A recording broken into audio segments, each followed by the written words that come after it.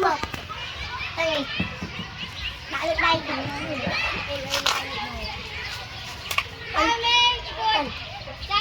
thì ba tay chặt đây chặt đây ai đặt chặt nó đặt tay ra đây luôn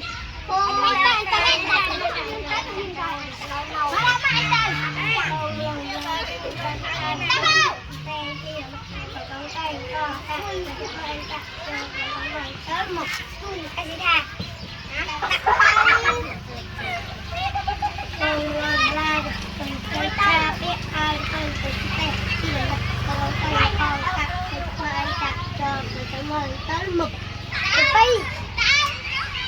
lần lần ra ra biết ai là phê tôi sẽ sang đây rồi mà anh chạy ra đó mực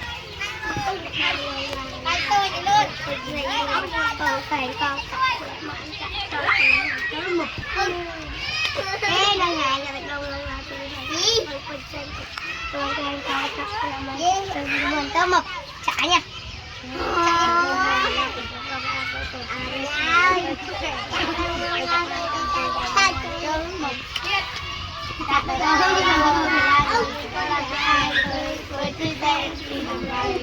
để không bỏ lỡ những video